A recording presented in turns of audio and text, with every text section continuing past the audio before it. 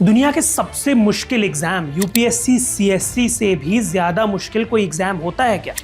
आइए आज उसके बारे में ही बात करते हैं। 19 मई 2025 को यूपीएससी ने इंडियन फॉरेस्ट सर्विस यानी आईएफएस 2024 का फाइनल रिजल्ट जारी किया। कुल 150 वैकेंसीज के लिए 143 उम्मीदवारों का चयन हुआ है। टॉप पर रही कनिका अनब, जिनका सिलेक्शन इस साल की सबसे कठिन इकोलॉजिकल एग्जाम में हुआ है। दूसरे और तीसरे नंबर पर रहे आनंद अनिल कुमार खंडेलवाल और अनुभव सिंह। कनिका अनब रांची की रहने वाली हैं और ये सफलता उन्होंने अपने तीसरे प्रयास में हासिल की है। उन्होंने बताया कि 2022 में पहली बार परीक्षा दी थी, लेकिन फॉरेस्ट प्रीलिम्स का कट ऑफ क्लियर नहीं कर पाई थी। 2023 में भी प्रीलिम्स नहीं निकला, लेकिन 2024 में उन्होंने सिविल सर्विसेज और फॉरेस्ट सर्विसेज दोनों के इंटरव्यू दिए। सिविल सर्विसेज नहीं निकला, लेकिन फॉरेस्ट सर्विस में ऑल इंडिया रैंक 1 हासिल की। उनकी स्कूली शिक्षा सेक्रेड हार्ट स्कूल रांची और 12वीं जेवीएम श्यामली से हुई। उन्होंने मिरांडा हाउस दिल्ली यूनिवर्सिटी से जूलॉजी में ग्रेजुएशन और जेएनयू से बायोटेक्नोलॉजी में एमएससी किया है। उनके पिता अभय कुमार सिन्हा रिटायर्ड डिस्ट्रिक्ट जज हैं और मां अनिता सिन्हा होम मेकर हैं। कनिका ने बताया कि उन्होंने प्रीलिम्स की तैयारी एनसीईआरटी बुक्स, यूट्यूब और ऑनलाइन सोर्सेज से की है और मेंस के लिए कोचिंग ली।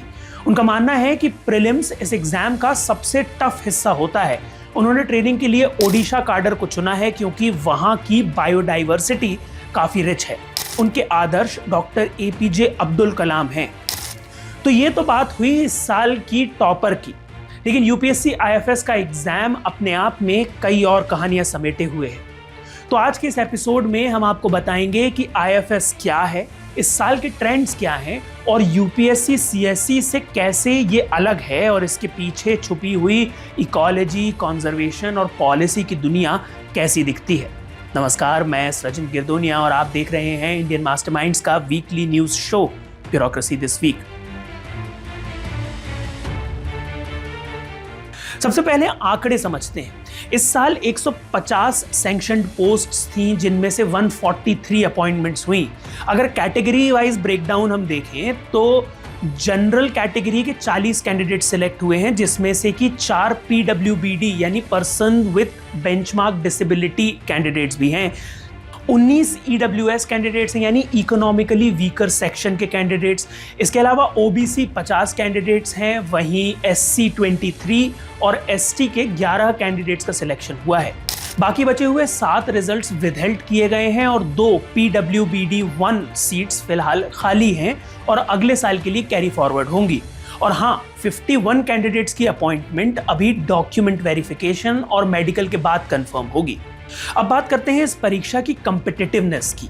यूपीएससी सीएससी और आईएफएस का प्रीलिम्स एग्जाम कंबाइंड होता है, तो एग्जैक्टली कितने लोग स्पेसिफिकली आईएफएस के लिए अपेयर होते हैं उसका एस्टिमेशन ही लगाया जा सकता है। रिपोर्ट्स के मुताबिक इस बार अनुमान है कि 1 से 1.5 लाख एस्पिरेंट्स ने आईएफएस में जाने के लिए यूपीएससी का प्रीलिम्स दिया। इसमें से फाइनल इंटरव्यू तक पहुंचे महज 370 कैंडिडेट्स और उसमें से भी सिलेक्ट हुए सिर्फ 143, यानी सिलेक्शन रेट जस्ट 0.01%। अब ट्रेंड्स की बात करें तो वैकेंसीज और सिलेक्शंस पिछले 3 साल से ऑलमोस्ट स्टेबल हैं। साल 2022 में 150 वैकेंसीज पर 350 लोगों को इंटरव्यू कॉल आया, जिसमें से 145 सिलेक्शंस हुए। वहीं 2023 में 150 वैकेंसीज पर 365 लोगों को इंटरव्यू कॉल आया और 144 लोग सेलेक्ट हुए हैं। वहीं 2024 जो कि लेटेस्ट है, उसमें 150 वैकेंसीज पर 370 लोगों को इंटरव्यू का कॉल आया, जिसमें से 143 कैंडिडेट्स सिलेक्ट हुए हैं। नंबर ऑफ वैकेंसीज कम होने की वजह से प्रीलिम्स कट ऑफ भी सीएससी से ऊपर रहता है। 2023 में जनरल कैटेगरी के लिए कट ऑफ था 116, जबकि मेंस में कट ऑफ था 918 मार्क्स। इसी वक्त के अगर सीएससी के कट ऑफ देखें तो एक बड़ा अंतर दिखाई देगा। सीएससी के लिए 2023 में जनरल कैटेगरी का प्रीलिम्स कट ऑफ था 75.41 मार्क्स और मेंस का कट ऑफ था 741 मार्क्स। इस बार भी ट्रेंड्स लगभग सिमिलर हैं। कैंडिडेट्स का बैकग्राउंड भी ध्यान देने लायक है। आईएफएस एक हाईली स्पेशलाइज्ड सर्विस है और इस बार के सिलेक्टेड कैंडिडेट्स भी उसी ट्रेंड को फॉलो करते हैं। Engineering, agriculture, forestry, botany, zoology, environmental sciences, इन फील्ड से सबसे ज्यादा सिलेक्शंस हुए हैं। उदाहरण के लिए इस साल की टॉपर कनिका अनब का एकेडमिक बैकग्राउंड जूलॉजी और बायोटेक्नोलॉजी का है। वहीं ह्यूमैनिटीज बैकग्राउंड से भी कुछ टॉपर्स आए हैं, जिससे ये साफ होता है कि ये एग्जाम सिर्फ टेक्निकल ही नहीं, बैलेंस्ड भी है। अब ये समझिए कि यूपीएससी, आईएफएस और सीएससी में फर्क क्या है। अगर हम एक लाइन में कहें तो same prelims and diverging paths thereafter, यानी सबसे पहले प्रीलिम्स की बात करते हैं। आईएफएस और सीएससी दोनों के लिए कॉमन प्रिलिमिनरी एग्जाम होता है, जिसके बारे में अभी कुछ देर पहले ही हमने बात करी थी। इसमें 2 पेपर्स होते हैं, जनरल स्टडीज या जीएस और सीसैट, ये दोनों क्वालिफाइंग पेपर होते हैं। इसके बाद आती है मेन स्टेज, जहां से सीएससी और आईएफएस एग्जाम अलग अलग रास्तों पर चलने लगते हैं। सीएससी या सिविल सर्विसेज एग्जाम में कुल 9 पेपर्स होते हैं, जिसमें शामिल है एक ऐसे पेपर, जीएस या जनरल स्टडीज के 4 पेपर्स, 2 ऑप्शनल सब्जेक्ट्स के पेपर। लेकिन ध्यान रहे कि सब्जेक्ट एक ही चूज करना होता है, उसके पेपर्स 2 होते हैं और 2 क्वालिफाइंग पेपर्स, इंग्लिश और एक रीजनल लैंग्वेज। इसमें सब्जेक्ट्स ज्यादा डाइवर्स होते हैं, जैसे history, politics, economics, ethics, public administration आदि। वहीं आईएफएस या इंडियन फॉरेस्ट सर्विस में 6 पेपर्स होते हैं, जनरल इंग्लिश, जनरल नॉलेज और 2 ऑप्शनल सब्जेक्ट्स के 2 पेपर्स ईच, यानी कुल 4 पेपर्स। इस परीक्षा में ऑप्शनल सब्जेक्ट्स ज्यादातर साइंस बेस्ड होते हैं, जैसे agriculture, botany, forestry, zoology, mechanical engineering आदि। अब आते हैं इंटरव्यूज और फाइनल सिलेक्शन पर। दोनों में अलग अलग इंटरव्यूज होते हैं, अलग अलग बोर्ड्स और फोकस एरिया के साथ। सीएससी का फोकस होता है एडमिनिस्ट्रेटिव एप्टीट्यूड पर, जबकि आईएफएस में इकोलॉजिकल अवेयरनेस और टेक्निकल एक्सपर्टीज को ज्यादा देखा जाता है। इंटरव्यू में सिलेक्ट होने के बाद आती है ट्रेनिंग और कैडर एलोकेशन की बात। सीएससी के सिलेक्टेड कैंडिडेट्स को भेजा जाता है Lal Bahadur Shastri national academy of administration या लबासना फॉर शॉर्ट, ये मसूरी में लोकेटेड है। वहीं आईएफएस के सिलेक्टेड कैंडिडेट्स की ट्रेनिंग होती है Indira Gandhi national forest academy में, जिसे शॉर्ट में आईजीएनएफए भी कहा जाता है, ये देहरादून में स्थित है। अगर करियर रोल्स की बात करें तो आईएएस ऑफिसर्स बनते हैं एडमिनिस्ट्रेटर्स, जो स्थानीय प्रशासन को संभालने का काम करते हैं। जिले का कोई भी एडमिनिस्ट्रेटिव काम किसी आईएएस ऑफिसर की अनुमति के बिना नहीं हो सकता। इसके अलावा सीएससी के थ्रू आईपीएस बनते हैं, ये लॉ एनफोर्सर्स होते हैं। देश में लॉ एंड ऑर्डर दुरुस्त रहे, ये आईपीएस ऑफिसर्स की जिम्मेदारी होती है। और इंडियन फॉरेन सर्विस ऑफिसर्स का काम होता है इंडियन इंटरेस्ट्स को दुनिया के अलग अलग देशों में सिक्योर करना, साथ ही दूसरे देशों के साथ इंडिया के बिहाफ में रिलेशंस मेंटेन करना। अब अगर बात करें आईएफएस यानी इंडियन फॉरेस्ट सर्विस ऑफिसर्स की, तो ये होते हैं guardians of forest, biodiversity and India's environmental policy. India के कई हिस्सों में बहुत से जंगल्स और इकोलॉजिकली सेंसिटिव जोन्स हैं। आईएफएस ऑफिसर्स का काम है कि इन सभी जगहों की मॉनिटरिंग की जाए। They have to make sure कि जानवर और पेड़ पौधे इन जंगलों में इंसानों से सुरक्षित रह सके, कोई शिकारी इन तक ना पहुंच सके, और कैसे इन जंगलों को बचाया जा सके, इसकी योजना बनाना भी आईएफएस ऑफिसर्स का ही काम होता है। ये सभी सर्विसेज की जिम्मेदारियों की एक ओवर सिंप्लीफाइड समरी है। असल में सिविल सर्वेंट्स के काम बहुत ही कॉम्प्लेक्स और नुआंस्ड होते हैं। अब स्कोप और इम्पैक्ट की बात करते हैं। आईएफएस ऑफिसर्स सिर्फ स्टेट लेवल फॉरेस्ट मैनेजमेंट ही नहीं देखते, वो नेशनल फॉरेस्ट पॉलिसी इंप्लीमेंटेशन के लिए इंटरनेशनल एनवायरमेंटल नेगोशिएशंस में भी भारत का प्रतिनिधित्व करते हैं। Climate change, biodiversity, wild life conservation, ये उनके कोर सब्जेक्ट्स हैं। और हाँ, जिनको लगता है कि आईएफएस में ग्लैमर नहीं है, आपको जानकर हैरानी होगी कि कई आईएफएस ऑफिसर्स आज इन्वॉल्व्ड हैं बहुत सी यूएन इनिशिएटिव्स में, पेरिस एग्रीमेंट कंप्लायंस में, और साथ ही wild life crime control bureaus में लीडरशिप रोल्स भी निभा रहे हैं। यानी इस समय जो हमारे प्लैनेट का सबसे बड़ा खतरा है, ग्लोबल वार्मिंग, एनवायरमेंटल डेग्रेडेशन, उससे हमें बचाने ये ही लोग फोरफ्रंट पर लड़ रहे हैं। आप इसे ऐसे समझिए, think of climate change as the White Walkers from Game of Thrones, an imminent and existential danger to the whole of humanity, something that is beyond politics, nation states and money.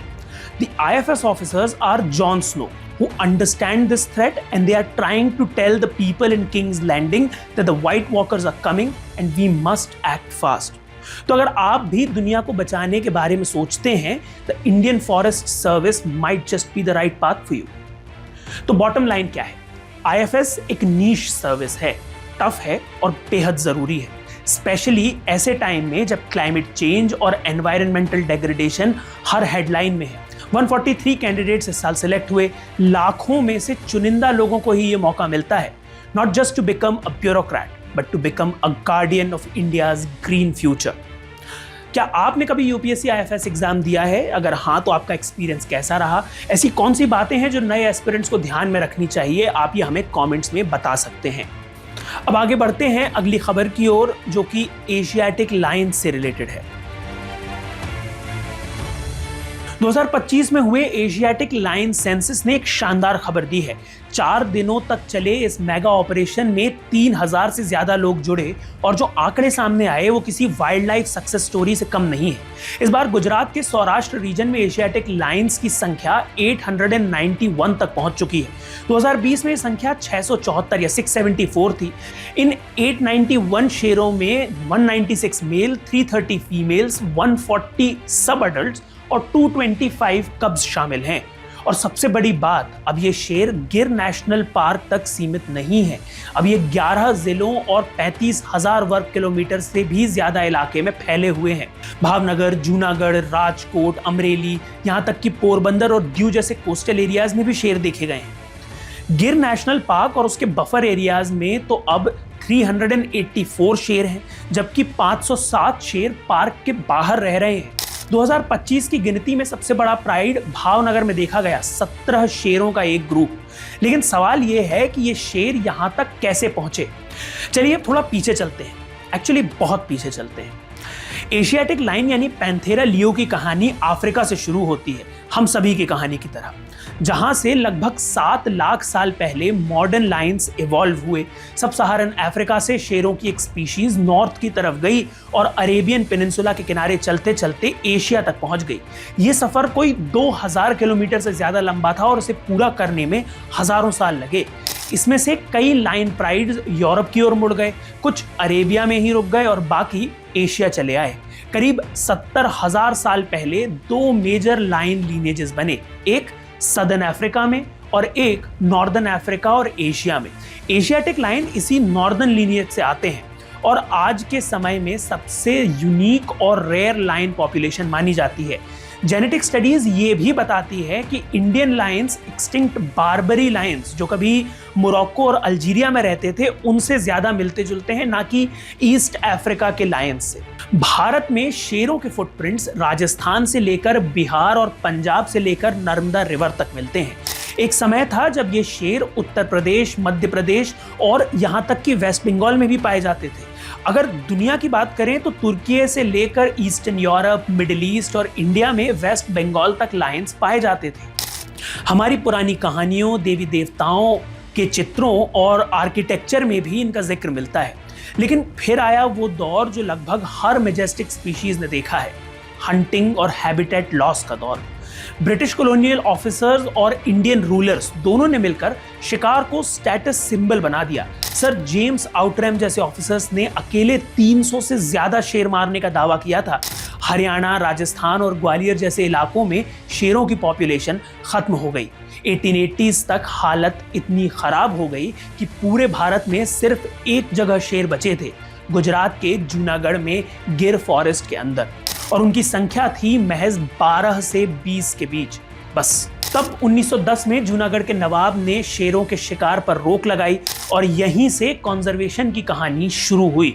1965 में गिर को wild life century बनाया गया और 1975 में इसे national park का status मिला। मालधारी कम्युनिटी जो इस जंगल में रहती है और शेरों के साथ कोएग्जिस्ट करती है, उन्होंने भी इस कंजर्वेशन में बड़ी भूमिका निभाई। धीरे धीरे शेरों की संख्या बढ़ने लगी।